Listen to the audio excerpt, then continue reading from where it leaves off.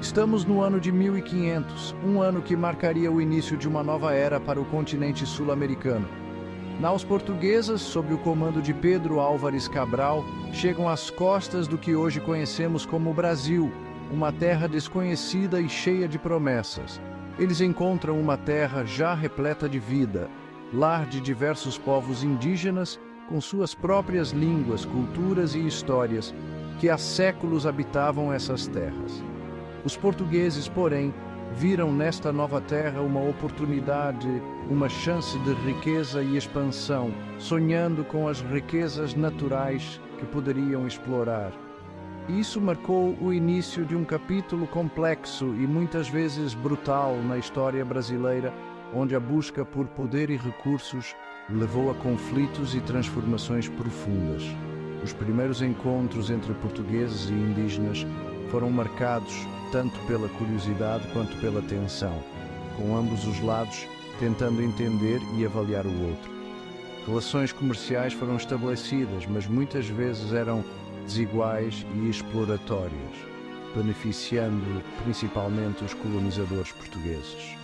Os portugueses, movidos pelo desejo por recursos, começaram a invadir terras indígenas e exercer a dominação, impondo suas próprias regras e sistemas. Este período preparou o cenário para as dramáticas transformações que moldariam o Brasil nos séculos seguintes, alterando para sempre a paisagem cultural e social do país. A chegada dos europeus também trouxe consigo uma ameaça silenciosa, mas mortal, doenças que se espalharam rapidamente entre as populações indígenas. Varíola, sarampo e gripe, contra as quais as populações indígenas não tinham imunidade, devastaram comunidades inteiras, causando um impacto profundo e duradouro. Este colapso demográfico enfraqueceu a resistência indígena e abriu caminho para os portugueses afirmarem ainda mais o controle sobre a terra e seus recursos, consolidando seu domínio. O palco estava montado para um novo capítulo na formação do Brasil, marcado pela migração forçada e exploração de milhões de africanos que seriam trazidos para trabalhar nas plantações e minas. Conforme os portugueses buscavam explorar as terras férteis do Brasil, sua atenção se voltou para uma cultura lucrativa, a cana-de-açúcar. A descoberta dessas terras férteis e a possibilidade de cultivar cana-de-açúcar em grande escala abriram novas oportunidades econômicas para os colonizadores. O açúcar estava em alta demanda na Europa e o Brasil, com sua vasta costa e clima favorável, se mostrou ideal para seu cultivo. A crescente demanda por açúcar na Europa fez com que os portugueses vissem o Brasil como uma mina de ouro em potencial, pronta para ser explorada. No entanto, a natureza trabalhosa da produção de cana-de-açúcar apresentava um desafio. O cultivo e a colheita da cana-de-açúcar exigiam uma quantidade enorme de trabalho manual, algo que os colonizadores não estavam preparados para fornecer por conta própria. Os portugueses, acostumados a explorar mão de obra em suas colônias, olharam para o outro lado do Atlântico, para a África, em busca de uma solução.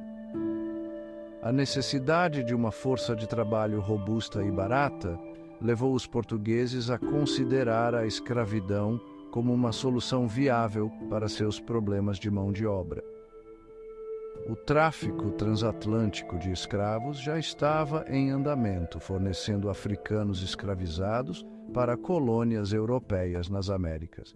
Este comércio brutal e desumano se expandiu rapidamente, com milhares de africanos sendo capturados e transportados através do Atlântico em condições horríveis.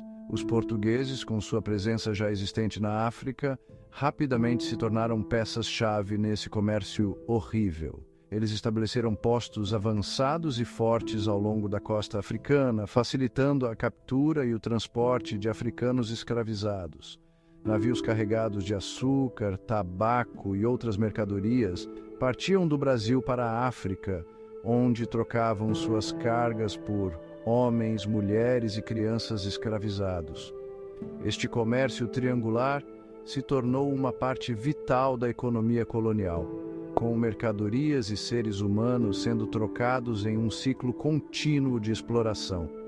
Esses indivíduos, arrancados de suas casas e famílias, eram tratados como meras mercadorias, suas vidas consideradas descartáveis na busca pelo lucro. A brutalidade e a desumanidade do sistema de escravidão deixaram cicatrizes profundas nas comunidades africanas e nas vidas dos escravizados. A introdução da escravidão africana no Brasil marcou uma virada na história do país. Este evento não apenas transformou a economia brasileira, mas também teve um impacto duradouro na estrutura social e cultural do país. Impulsionou o crescimento da economia açucareira, enriquecendo a coroa portuguesa e estabelecendo uma hierarquia social construída sobre a desigualdade racial e econômica. A riqueza gerada pelo açúcar beneficiou poucos, enquanto a maioria da população, especialmente os escravizados, sofria imensamente. O legado desse sistema continuaria a lançar uma longa sombra sobre o Brasil muito depois da abolição da escravidão. As cicatrizes da escravidão são visíveis até hoje, influenciando as relações raciais e a estrutura social do país. A migração forçada de milhões de africanos moldou a demografia, a cultura e o tecido social do país, deixando uma marca indelével na sociedade brasileira. A influência africana é evidente na música, na culinária, na religião e em muitos outros aspectos da vida brasileira, criando uma cultura rica e diversificada. A jornada da África para o Brasil, conhecida como Passagem do Meio, foi um sofrimento horrível que sintetizou a crueldade do tráfico transatlântico de escravos. Esta viagem, que durava semanas ou até meses, era marcada por um sofrimento inimaginável e uma desumanidade extrema. Africanos escravizados eram amontoados nos porões dos navios, acorrentados em condições apertadas e insalubres. A superlotação era tão severa que muitos não conseguiam sequer se mover, e a falta de ventilação tornava o ar quase irrespirável. Eles foram submetidos a uma brutalidade e privação inimagináveis, privados da dignidade humana básica e, frequentemente, privados de comida, água e até mesmo de ar fresco. A fome e a sede eram constantes companheiras e muitos sucumbiam antes mesmo de chegar ao destino. Doenças graçavam nas condições apertadas e insalubres abaixo do convés, e as taxas de mortalidade eram assustadoramente altas. Epidemias de varíola, disenteria e outras doenças contagiosas se espalhavam rapidamente, ceifando vidas em grande número. Aqueles que sobreviveram à jornada chegaram ao Brasil traumatizados e enfraquecidos apenas para se depararem com ainda mais dificuldades. A chegada não significava o fim do sofrimento, mas o início de uma nova fase de exploração e opressão. Eles eram vendidos em leilões, despojados de suas identidades e forçados a uma vida de trabalhos forçados em plantações de açúcar e em outras indústrias. A separação de famílias era comum e muitos nunca mais viam seus entes queridos. O tráfico transatlântico de escravos não foi apenas uma jornada física, foi uma jornada de trauma psicológico e emocional inimaginável. A dor da separação, a perda de liberdade e a constante ameaça de violência deixaram cicatrizes profundas e duradouras. Famílias foram dilaceradas, culturas destruídas e futuros roubados. A herança cultural de muitos povos africanos foi irremediavelmente danificada, e as consequências desse trauma ainda são sentidas hoje. Os horrores da passagem do meio permanecem como um lembrete severo das profundezas da crueldade humana e do legado duradouro da escravidão nas Américas. É uma história que não pode ser esquecida, pois suas lições são vitais para o futuro. É uma história que exige ser lembrada e confrontada, para que tais atrocidades nunca se repitam. Somente através da memória e da educação podemos garantir que a humanidade não cometa os mesmos erros novamente. A chegada de milhões de africanos escravizados teve um impacto profundo na sociedade brasileira, transformando sua demografia, cultura e economia. O trabalho africano alimentou o crescimento de setores-chave, particularmente a produção de açúcar, que se tornou a espinha dorsal da economia brasileira durante o período colonial. A riqueza gerada pelo açúcar, no entanto, teve um alto custo humano. Além dos campos, as influências africanas permeiam a cultura brasileira.